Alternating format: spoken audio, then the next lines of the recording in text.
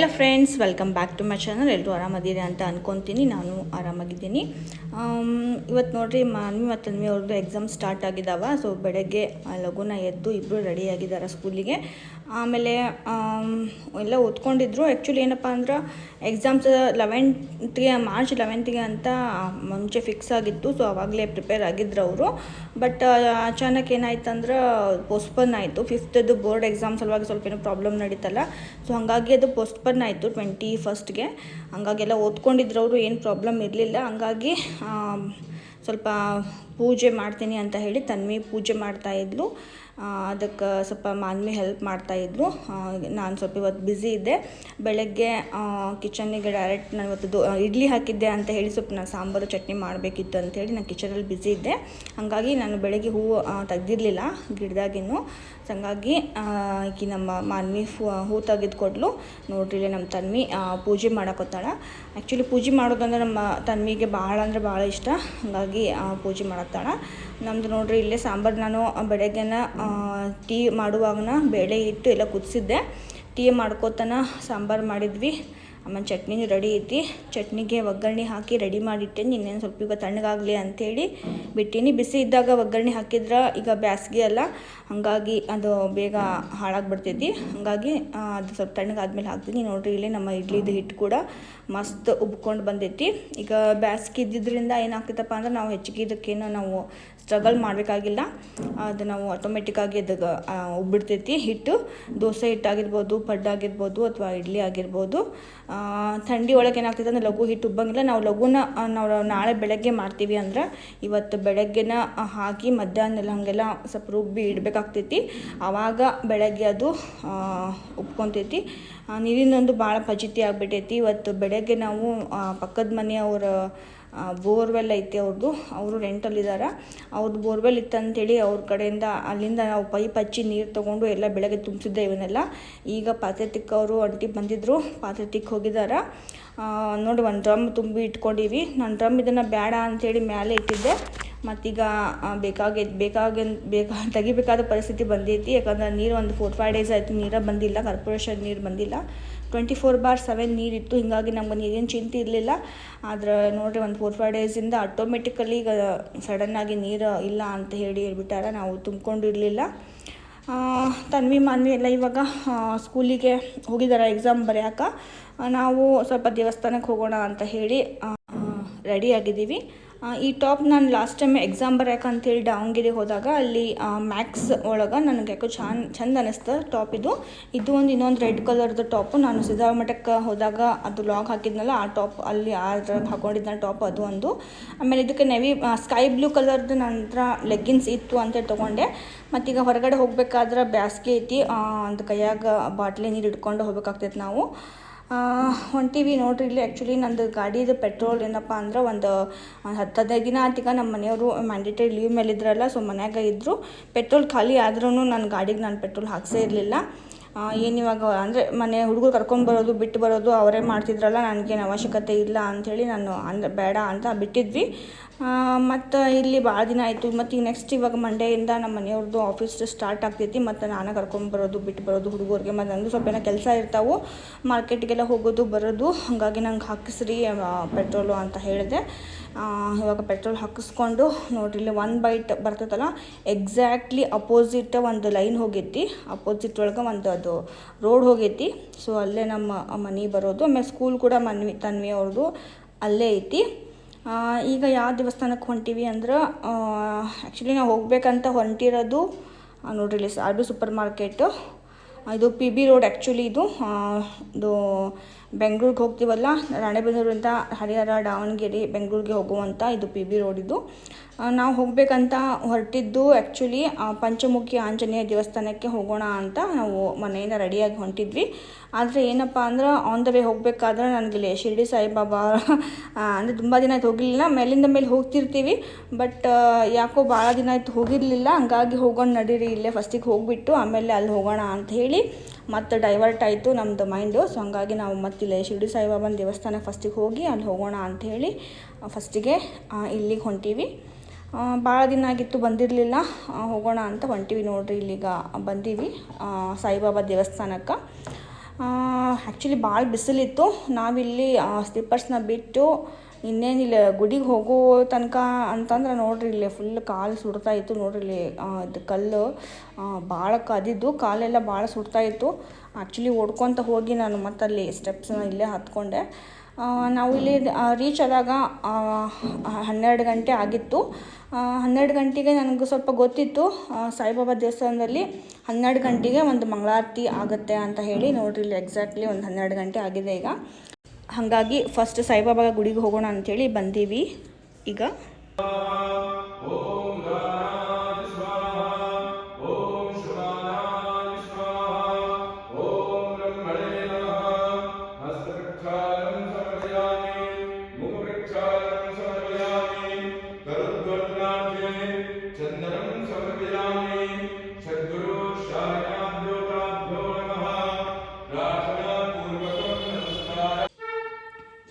ಬಂದ ಕೂಡಲೇ ನಾವು ಗುಡಿಗೆ ಆರತಿ ಸ್ಟಾರ್ಟ್ ಆಗಿತ್ತು, ಮಂಗಳಾರತಿ ಸ್ಟಾರ್ಟ್ ಆಗಿತ್ತು. ನಮಗೂ ಭಾಳ ಚಲೋ ಅನ್ನಿಸ್ತು. ಮಂಗಳಾರತಿ ಆಗೋ ತನಕ ನಾವು ಅಲ್ಲೇ ಕೂತ್ಕೊಂಡು ಪೂರ್ತಿ ಪೂಜೆ ಆಗೋ ತನಕ ಒಂದು ಅರ್ಧ ಗಂಟೆ ಸ್ಪೆಂಡ್ ಮಾಡಿದ್ವಿ ಇಲ್ಲಿ. ಭಾಳ ಚಲೋ ಅನ್ನಿಸ್ತು. ಆ್ಯಕ್ಚುಲಿ ಏನಾಗ್ತೈತಪ್ಪ ಅಂದ್ರೆ ನಾವು ಯಾವಾಗಲೂ ತನ್ವಿ ಮತ್ತು ಮಾನ್ವಿಗೆ ಕರ್ಕೊಂಡು ಬಂದಿರ್ತೀವಿ ಇಲ್ಲಿ. ಹುಡುಗರು ಕರ್ಕೊಂಡು ಬಂದ್ರೆ ಏನಾಗ್ತೈತಿ ಅಂದ್ರೆ ಅವರು ಒಂದು ಕಡೆ ಕುತ್ಕೊಳ್ಳೋಂಗಿಲ್ಲ. ಆ ಕಡೆ ಹೋದೆ ಈ ಕಡೆ ಹೋದೆ ಅಮ್ಮ ಅಮ್ಮ ಅಂತ ಹಗಲೆಲ್ಲ ಇಲ್ಲಿ ನೋಡು ಅಲ್ಲಿ ನೋಡು ಅಂತ ಹೇಳಿ ಈ ಥರ ಡಿಸ್ಟರ್ಬ್ ಮಾಡ್ತಿರ್ತಾರೆ. ಅಂದರೆ ಒಂದು ಕಾನ್ಸಂಟ್ರೇಷನ್ ಇರೋಂಗಿಲ್ಲ. ಭಕ್ತಿಯಿಂದ ಸ್ವಲ್ಪ ಒಂದೆರಡು ನಿಮಿಷ ಕುತ್ಕೊಳ್ಳೋಣಪ್ಪ ಆರಾಮಾಗಿ ಅಂತಂದ್ರೆ ಆಗಂಗಿಲ್ಲ. ಸೊ ಅವ್ರ ಕಡೆನೇ ಲಕ್ಷ್ಯ ಇರ್ತೈತಿ, ಮಕ್ಳ ಕಡೆ ಆ ಕಡೆ ಈ ಕಡೆ ಹೋಗ್ತಾರೆ ಅಂಥೇಳಿ. ಬಟ್ ಇವತ್ತೇನಾಗಿತ್ತಪ್ಪ ಅಂದ್ರೆ ಒಂದು 10 ನಿಮಿಷ ಆರಾಮಾಗಿ ಶಾಂತ ಕುತ್ಕೊಂಡು ಪೂಜೆ ಎಲ್ಲ ನೋಡ್ದಂಗೆ ಆಯಿತು. ಅಲ್ಲಿಂದ ನಾವು ನೆಕ್ಸ್ಟ್ ಏನಪ್ಪ ಅಂದರೆ ಇಲ್ಲಿ ಒಂದು ಢಾಬಾಗೆ ಬಂದಿದ್ವಿ. ಯಾಕಂದರೆ ನಾವಿಲ್ಲಿ ಪೂಜೆ ಎಲ್ಲ ಮುಗಿಸ್ಕೊಂಡು ಬರೋಕೆ ಆಲ್ಮೋಸ್ಟ್ ಇವಾಗ 12:45 ಏನೋ ಆಗಿತ್ತು. ನೋಡಿ ಜಯಶ್ರೀ ಢಾಬಾ ಅಂತೇಳಿ ನಮ್ಮ ಅಂದರೆ ಮನೆಯಿಂದ ಹತ್ತಿರನೇ ಇದೆ, PB ರೋಡ್ಗೆ ಇದೆ. ಇಲ್ಲಿ ಕರ್ರೀಸ್ ಆಗಿರ್ಬೋದು, ಆಮೇಲೆ ರೋಟಿ, ಆಮೇಲೆ ಕಡಕ್ ರೊಟ್ಟಿ ಸಿಗ್ತಾವೆ, ಎಲ್ಲ ಮಸ್ತ್ ಇರ್ತಾವೆ ಇಲ್ಲಿ. ಹಾಗಾಗಿ ಇನ್ನೇನು ಹೋಗಿ ಮನೆಗೆ ಅಡುಗೆ ಮಾಡೋಕ್ಕೆ ಮೂಡ್ ಇರಲಿಲ್ಲ, ಯಾಕಂದ್ರೆ ಬಿಸಿಲಾಗ ಬಂದು ಹೋಗಿದ್ವಲ್ಲ. ಆಮೇಲೆ ಮನೆಯಾಗ ನೀರೊಂದಿಲ್ಲ. ಆ್ಯಕ್ಚುಲಿ ನೀರಿಲ್ಲಪ್ಪ ಅಂದ್ರೆ ಮನೆಯೊಳಗೆ ಅದು ಏನು ಮಾಡೋಕ್ಕೆ ಮನ್ಸಂಗಿಲ್ಲ. ನೀರಿದ್ರೆ ಎಲ್ಲನೂ ಒಂಥರ ಏನೋ ಮಾಡ್ಬೇಕು ಅನ್ನಿಸ್ತೈತಿ. ಹಾಗಾಗಿ ಅಟ್ಲೀಸ್ಟ್ ಒಂದು ಕರ್ರಿ ತೊಗೊಂಡು ಹೋಗೋಣ, ಯಾವುದಾದ್ರು ಒಂದು ಪಲ್ಯ ತೊಗೊಂಡು ಹೋಗೋಣ ಅಂತ ಹೇಳಿ ಬಂದಿದ್ವಿ. ನೋಡಿರಿ ಇಲ್ಲಿ ವೆಜ್ ಕಡಾಯಿ, ಮಟರ್ ಪನ್ನೀರ್, ಚೆನ್ನ ಮಸಾಲ, ಆಮೇಲೆ ಪನ್ನೀರ್ ಮಸಾಲ, ಕಾಜು ಮಸಾಲ, ಹಿಂಗೆ ಮಸ್ತ್ ಇಲ್ಲಿ ಎಲ್ಲ ಕರ್ರಿ ಸಿಗ್ತಾವೆ. ಆಮೇಲೆ ಚೀಪ್ ಆ್ಯಂಡ್ ಬೆಸ್ಟ್ ಒಳಗೆ ನಮಗಿಲ್ಲಿ ಒಂದು ಫುಲ್ ಟೇಸ್ಟಿ ಗ್ರೇವಿ ಸಿಗ್ತಾವೆ ಇಲ್ಲಿ. ಹಂಗಾಗಿ ನಮ್ಮ ಮಕ್ಕಳು ಹುಡುಗರಿಗೂ ಇಲ್ಲಿ ಒಂದು ಸ್ವಲ್ಪ ಟೇಸ್ಟ್ ಸ್ವಲ್ಪ ಚಲೋ ಅನಿಸ್ತೈತಿ. ಹಾಗಾಗಿ ಬಿಸಿಲಾಗ ಅವರು ಈಗ ಎಕ್ಸಾಮ್ಸ್ ಬಂದಿರ್ತಾರ ಅಂಥೇಳಿ ತೊಗೊಂಡು ಹೋಗಿಟ್ಟಿದ್ವಿ. ಕರಿ ಒಂದೇ ತೊಗೊಂಡಿದ್ದೀನಿ. ಮತ್ತು ಅಂದರೆ ಕಡಕ್ ರೊಟ್ಟಿ ಕೇಳಿದ್ವಿ, ಕಡಕ್ ರೊಟ್ಟಿ ಇಲ್ಲ ಅಂತ ಅಂದರು. ಹಾಗಾಗಿ ನಮ್ಮ ಮನೆಯ ಒಳಗೆ ರೊಟ್ಟಿ ಇದ್ವು. ಆಮೇಲೆ ಹುಡುಗರಿಗೆ ಒಂದು 4 ಚಪಾತಿ ಮಾಡಿ ಸ್ವಲ್ಪ ರೈಸ್ ಮಾಡೋಣ ಅಂಥೇಳಿ. ನೋಡ್ರಿ ಇದು ಶಿರ್ಡಿ ಸಾಯಿ ಇಂಟರ್ನ್ಯಾಷನಲ್ ಸ್ಕೂಲು, ತನ್ವಿ ಮತ್ತು ಮಾನ್ಯವಾದ ಸ್ಕೂಲು. ಆಲ್ಮೋಸ್ಟ್ ಇನ್ನೇನೀಗ 5 to 10 minutes ನೋಡ್ರಿಲ್ಲ. ಇಲ್ಲ ಡ್ರೈವರ್ಸ್ ಈಗ ರೆಡಿಯಾಗಿ ನಿಂತ್ಕೊಂಡಾರ ಹುಡುಗರಿಗೆಲ್ಲ ಡ್ರಾಪ್ ಮಾಡೋಕೆ ಮನೆಗೆ. ಇನ್ನೊಂದು 10 ನಿಮಿಷ ಇತ್ತು. ನನಗೆ ಮನೆಗೆ ಬಿಟ್ಟು ಬರ್ರಿ ನೀವು, ಆಮೇಲೆ ಮಕ್ಳಿಗೆ ಕರ್ಕೊಂಡು ಬರ್ರಿ ಅಂತ ಹೇಳಿದೆ. ಯಾಕಂದ್ರೆ ಅವ್ರಿಗೆ ಕರ್ಕೊಂಡೇ ಹೋಗೋಣ ಅಂತ ಅಂದ್ಕೊಂಡು, ಬಟ್ ಇನ್ನು 10 ನಿಮಿಷ ಟೈಮ್ ಇತ್ತು. ಆಮೇಲೆ ಬಿಸಿಲಾಗಿ ನಿಲ್ಲಕ್ಕೆ ನನಗಂತರೂ ಪೇಷನ್ಸ್ ಇರಲಿಲ್ಲ. ಆಮೇಲೆ ಮನೆಗೆ ಹೋಗಿ ಇನ್ನೂ ರೈಸ್ ಮತ್ತು ಚಪಾತಿ ಮಾಡಬೇಕಿತ್ತು.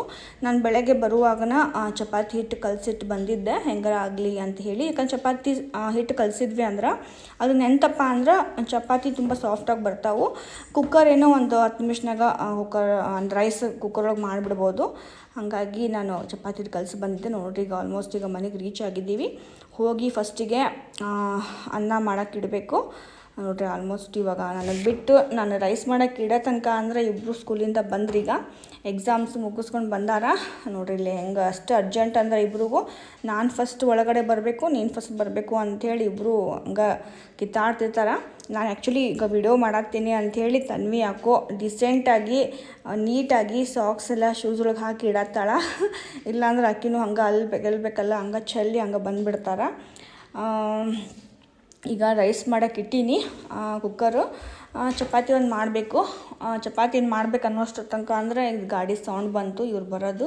ಹಾಗಾಗಿ ಹೊರಗಡೆ ಬಂದಿದ್ದೆ ನಾನು ಎಕ್ಸಾಮ್ಸ್ ಎಲ್ಲ ಹೆಂಗಾಯ್ತು ಅಂತ ಕೇಳೋಕೆ. ನೋಡಿರಿ ಇಲ್ಲಿ ಚಪಾತಿ ಮಾಡತ್ತೀನಿ. ಡ್ರೆಸ್ ಚೇಂಜ್ ಮಾಡಬೇಕು ನಂಗೆ ಟೈಮ್ ಸಿಗಲಿಲ್ಲ, ಯಾಕಂದ್ರೆ ಹುಡುಗರು ಮಧ್ಯಾಹ್ನ ಹೊಟ್ಟೆಸ್ಕೊಂಡು ಬಂದಿರ್ತಾರೆ. ಬೆಳಗ್ಗೆ ಅರ್ಜೆಂಟಿಗೆ ಸ್ವಲ್ಪ ತಿನ್ಕೊಂಡು ಹೋಗಿರ್ತಾರೆ ಬ್ರೇಕ್ಫಾಸ್ಟ್ಗೆ. 1 ಗಂಟೆ ಆಗಿತ್ತು. ಆಮೇಲೆ ಇನ್ನೇನು ಆಗ್ತಿತ್ತು ಅಂದರೆ ಬ್ಯಾಸ್ಗೆ ಒಳಗೆ ನೀರು ಕುಡಿದ್ಬಿಟ್ಟು ಹೊಟ್ಟೆ ತುಂಬಿಡ್ತೈತಿ, ಏನೂ ತಿನ್ನೋಕೆ ಆಗಂಗಿಲ್ಲ. ಬೆಳಗ್ಗೆ ಸ್ವಲ್ಪ ತಿಂದ್ಬಿಟ್ಲೇನ ಬೇಡ ಸಾಕು ಅಂತ ಅನಿಸ್ತೈತಿ. ಆದರೆ ಮಧ್ಯಾಹ್ನ ಹುಡುಗರು ಸ್ಕೂಲಿಂದ ಬಂದ ತಕ್ಷಣ ಅಮ್ಮ ಏನು ಮಾಡಿ ಅಡುಗೆ ಅಂಥೇಳಿ ಒಂಥರ ಹೊಟ್ಟೆ ಹಸ್ಕೊಂಡಿರ್ತಾರೆ. ಆ್ಯಕ್ಚುಲಿ ಅವ್ರಿಗೆ ಊಟ ಮಾಡಿಸೋ ತನಕ ನನಗೂ ಸಮಾಧಾನ ಆಗಂಗಿಲ್ಲ, ಏನು ಬೇರೆ ಕೆಲಸ ಮಾಡೋಕ್ಕೂ ಮನಸ್ಸಾಗಂಗಿಲ್ಲ. ಫಸ್ಟಿಗೆ ಅವ್ರು ಬಂದ ತಕ್ಷಣ ಅವರೆಲ್ಲ ಫ್ರೆಶ್ ಆಗಿ ಸ್ವಲ್ಪ ಊಟ ಮಾಡಿದ ಕೂಡಲೇ ನಮ್ಗೆ ಸ್ವಲ್ಪ ಸಮಾಧಾನ ಆಗ್ತೈತಿ. ಸೊ ಹಾಗಾಗಿ ಬೇಗ ರೈಸ್ ಆಗಿತ್ತು, ಚಪಾತಿ ಒಂದು 4-5 ಮಾಡೋಣ ಅಂತ ಹೇಳಿ ಚಪಾತಿ ಮಾಡ್ತಾಯಿದ್ದೀನಿ. ಹಿಟ್ಟು ಚಂದ ಬೆಳಗ್ಗೆ ಕಲಸಿಟ್ಟಿದ್ದೆ ನಾನು ಚಪಾತಿ ಹಿಟ್ಟು, ಹಾಗಾಗಿ ಮಸ್ತ್ ಚಪಾತಿ ಹಿಟ್ಟು ನೆಂದಿತ್ತು. ಇನ್ನೇನಿಗೆ ಚಪಾತಿ ಮಾಡಿ ಹುಡುಗರಿಗೆ ಊಟಕ್ಕೆ ಕೊಟ್ಟು ಆಮೇಲೆ ಬೇರೆ ಕೆಲಸ ಮಾಡೋಣ ಅಂತ ಹೇಳಿ ನೋಡಿರಿ ಇಲ್ಲಿ ಮಾನ್ವಿ ಡ್ರೆಸ್ ಚೇಂಜ್ ಮಾಡಿ ಫ್ರೆಶ್ ಆಗಿ ಬಂದಾಳ. ತೋರಿಸ್ತಾ ಇದ್ಲು ಏನೇನು ಎಕ್ಸಾಮ್ಸ್ಗೆಲ್ಲ ಬಂದಿದ್ದೆ ಅಂಥೇಳಿ. ಇವತ್ತು ಸೈನ್ಸ್ ಇತ್ತು ಅವಳದು. ಸೈನ್ಸ್ ಸ್ವಲ್ಪ ಟಫ್ ಅಂತ ಅನ್ನಿಸ್ತೈತೆ ನನಗೆ. ಅಂದರೆ ಅವಳಿಗೇನು ಟಫ್ ಇಲ್ಲ, ಯಾಕಂದರೆ ಎಲ್ಲ ಓದ್ಕೊಂಡಿದ್ದಾಳೆ. ನನ್ನ ಟೈಮ್ ಒಳಗೆ ನನಗೆ ಸ್ವಲ್ಪ ಸೈನ್ಸ್ ಟಫ್ ಅನ್ನಿಸ್ತಾ ಇತ್ತು ನನಗೆ. ಸೋಷಿಯಲ್ಲು ಮತ್ತು ಸೈನ್ಸು ಸ್ವಲ್ಪ ಟಫ್ ಅನ್ನಿಸ್ತಾ ಇತ್ತು. ನೋಡ್ತೀನಿ ಆಮೇಲೆ ಕೇಳ್ತೀನಿ ತಡಿ ಅಂತ ಹೇಳಿ ಮುಂಚೆ ಚಪಾತಿ ಮಾಡ್ತಾಯಿದ್ದೆ. ಅಮ್ಮ ಕೇಳು ನಾನು ಎಲ್ಲ ಹೇಳ್ತೀನಿ ಅಂತ ಅಂದ್ಲು. ತಡಿಮ ಬೇಡ ಫಸ್ಟಿಗೆ ಚಪಾತಿ, ಯಾಕಂದ್ರೆ ನಾವು ಹೊರಗಡೆ ಬಿಸಿಲಿಗೆ ಹೋಗಿ ಬಂದಿದ್ವಿ. ಆಮೇಲೆ ಬಿಸಿಲು ಭಾಳ ಇತ್ತು, ಹಂಗಾಗಿ ಈಗ ಗ್ಯಾಸ್ ಮುಂದೆ ನಿಂತ್ಕೊಂಡ್ರೆ ನಮಗೂ ಫುಲ್ ಶೆಕೆ ಆಗ್ತಾಯಿತ್ತು. ಯಾವಾಗ ಒಂದ್ಸಲ ಚಪಾತಿ ಮಾಡಿ ಮುಗಿಸೀನಿ ಅನ್ನೋಂಗಾಗಿತ್ತು.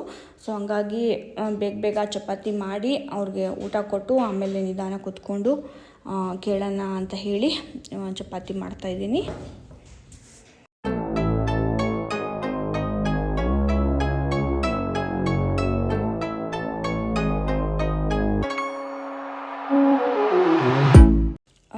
ನೋಡಿರಿ ಚಪಾತಿ ಎಲ್ಲ ಆಯ್ತು, ಎಲ್ಲ ಈಗ ಊಟಕ್ಕೆ ಕೂತ್ಕೊಂಡಾರ. ಇನ್ನೊಂದು ನೀವು ಅಬ್ಸರ್ವ್ ಮಾಡ್ತಾ ಇರ್ಬೋದು, ನಾನು ಮನೆ ಒಳಗೆ ಎಲೆ ಇದ್ವು, ಯಾಕಂದರೆ ಲಾಸ್ಟ್ ಸತ್ಯನಾರಾಯಣ ಪೂಜೆ ಮಾಡಿದ್ವಲ್ಲ, ಆವಾಗ ಇದು ಊಟದ ಎಲೆ ನಾವು ಜಾಸ್ತಿ ತೊಗೊಂಬಂದಿದ್ವಿ. ಹೆಂಗಾರ ಆಗಲಿ ಮನೆಯೊಳಗಿದ್ರೆ ಇರ್ತಾವೆ ಅಂಥೇಳಿ ನಮ್ಮ ಮನೆಗೆ ಸ್ಟಾಕ್ ಇರ್ತಾವೆ ಯಾವಾಗಲೂ.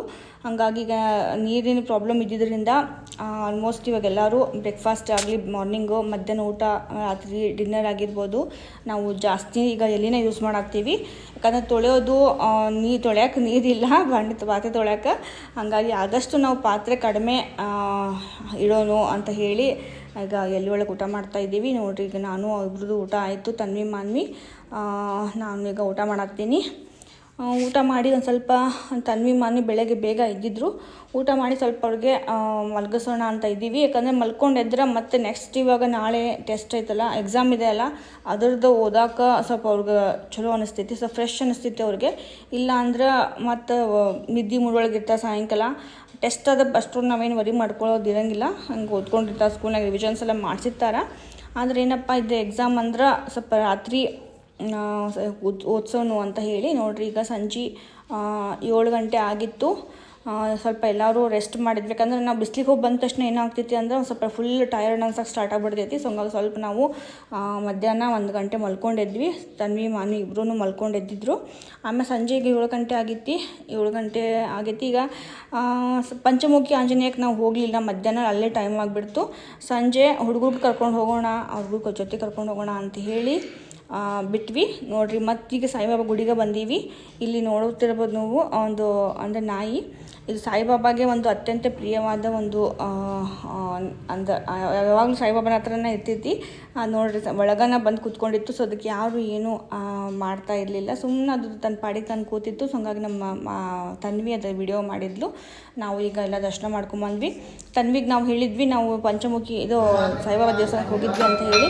ನಾನು ಇನ್ನೊಂದ್ಸಲ ನಾನು ಕರ್ಕೊಂಡು ಹೋಗಿ ಅಂತ ಹಠ ಮಾಡ್ತಾಯಿದ್ಲು. ಹಂಗಾಗಿ ಇನ್ನೊಂದ್ಸಲ ಕರ್ಕೊಂಡು ಹೋಗಿದ್ವಿ ಅಲ್ಲಿನೂ.